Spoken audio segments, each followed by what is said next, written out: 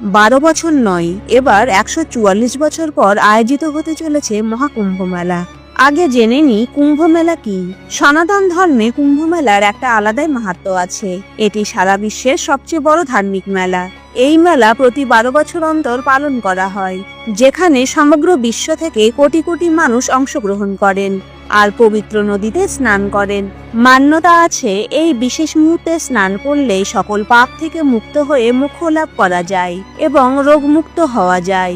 এবার দেখা যাক কেন 12 বছর পরই কুম্ভ মেলা হয়। পৃথিবীর সবচেয়ে বড় এই মেলার আয়োজন কয়েক মাস আগে থেকেই শুরু হয়ে যায়।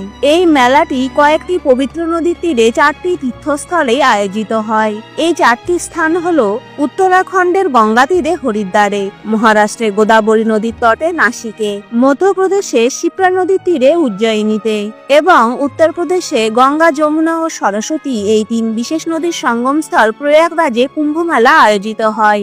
মান্যতা আছে, যখন বৃহস্পতি কুম্ভ রাশিতে এবং সূর্য মেষ রাশিতে প্রবেশ করে তখনই মহাকুম্ভ মেলার আয়োজন হয়। প্রয়াগের কুম্ভ মেলার মাহাত্ম্য সবচেয়ে বেশি।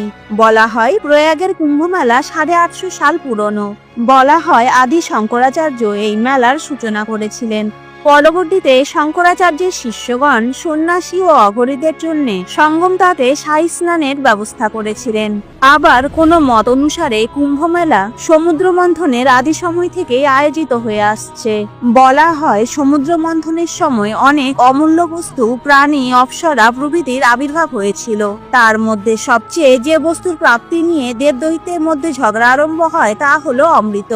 এই অমৃতের কুম্ভ বা কলস নিয়ে টানাটানি করার সময় কিছু অমৃতের ফোঁটা পৃথিবীতে পড়ে যায়। পৃথিবীর যে যে স্থানে এই অমৃতের ফোঁটা পড়েছিল সেই বিশেষ স্থানগুলিতে কুম্ভ মেলার আয়োজন করা হয়। অমৃতের বিন্দু পড়েছিল হরিদ্বার, নাসিক, উজ্জয়িনী ও প্রয়াগে।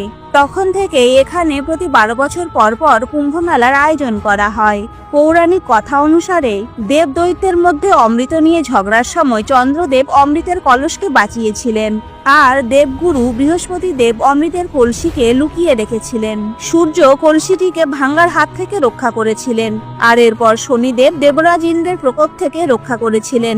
তাই যখন এই প্রত্যেকটি গ্রহের সংযোগ একই রেখাতে হয় তখন মহাকুম্ভের আয়োজন করা হয়। এই গ্রহগুলির মিলনেই অমৃতের কলসের রক্ষা হয়েছিল।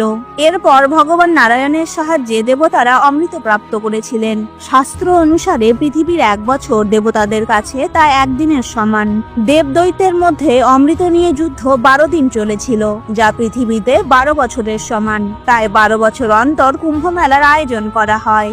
আবার বৈদিক জ্যোতিষ অনুসারে বৃহস্পতি একটি রাশিতে 1 বছর থাকে আর রাশিচক্র ঘুরে পুনরায় সেই রাশিতে আসতে 12 বছর সময় লাগে। তাই 12 বছর অন্তর এই সকল পবিত্র স্থানে কুম্ভ মেলার আয়োজন করা হয়। এবার দেখা যাক কুম্ভ মেলা কত প্রকার।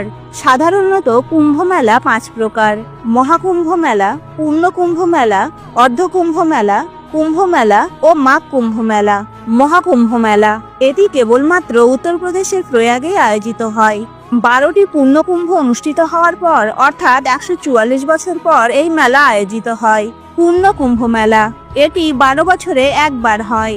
ভারতের 4টি স্থানে হরিদ্বার, নাসিক, উজ্জয়িনী ও প্রয়াগে এই মেলার আয়োজন করা হয়। অর্ধ কুম্ভ মেলা 6 বছর পর ভারতের 2টি স্থানে হরিদ্বার ও প্রয়াগে এই মেলা অনুষ্ঠিত হয়। কুম্ভ মেলা এই মেলা প্রতি 3 বছর পর পর আয়োজিত হয়। এই মেলাতে লক্ষাধিক লোক আধ্যাত্মিক উৎসাহের সঙ্গে যোগদান করেন এবং এই মেলা দেশে 4টি আলাদা আলাদা স্থানে আয়োজিত হয়। মাঘ কুম্ভ মেলা একে ছোট কুম্ভ মেলাও বলা হয়, যা প্রতি বছর মাঘ মাসে কেবল প্রয়াগেই আয়োজিত হয়। 2025 সালে প্রয়াগে যে কুম্ভ মেলার আয়োজন করা হয়েছে সেটি হলো মহাকুম্ভ মেলা, যা প্রতি 144 বছর পর একবারই আয়োজিত হয়। অর্থাৎ 12 বছর পর পর 12টি পূর্ণ কুম্ভ মেলা সম্পন্ন হওয়ার পরই অনুষ্ঠিত হয়।